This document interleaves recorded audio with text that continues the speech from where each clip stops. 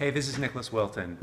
I wanted to talk today about something that comes up all the time in these workshops, and it's about finishing your art, or how to finish it, and how do you know when something's finished. And of course, it's totally subjective, and this is just a small little piece of information that I use to help me figure out when something's done. It might be useful for you.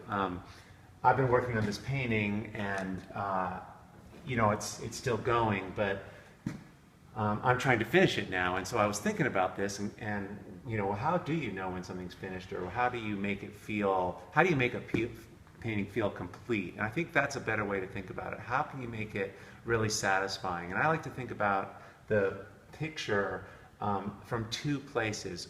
One view is kind of a close-up view, like when we're really close up, intimate.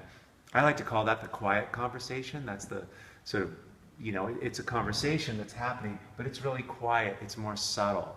And then I also like to talk about the loud conversation, the big things that you can see from across the room, things that are really big, things that are high contrast, really noticeable differences. So this is a great painting to talk about that on, because these areas, strong black, strong white, strong black, these are big changes.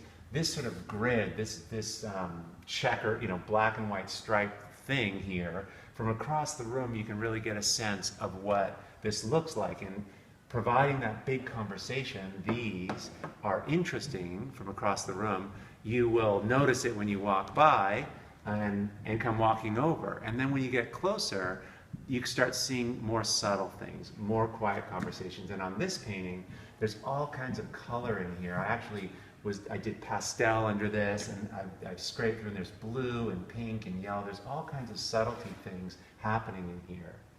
These lines, for example, these really hairlines, you might not see these from a distance, but when you get up close, you can. Little drawing things, and there's all kinds of texture on here, all kinds of subtlety happening.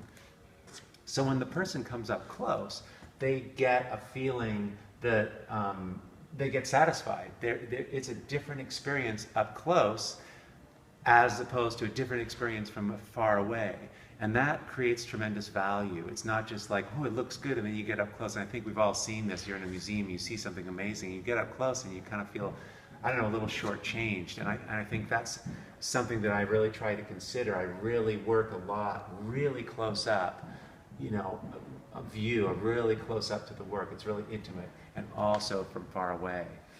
If you can get both of those really satisfying, if you can have those two things working together, and by the way, that loud conversation and that quiet conversation, those are opposites, and they play off against each other really nicely.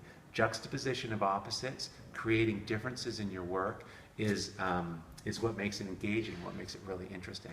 So playing these off, the quiet conversation against the loud conversation, if those are both working, if they're both engaged and they're kind of equally strong, then your work is incredibly interesting, and it feels satisfying. And actually, when someone looks at it, they feel like it's complete. And that is what I use to make a work, a painting, or anything I'm working on. That's when I kind of know that it's kind of finished, that it satisfies both of those, the loud and the quiet conversation working together, and they're both complete. So it's just a little hint. That's kind of what I really use, and I hope that's helpful. Okay, thanks.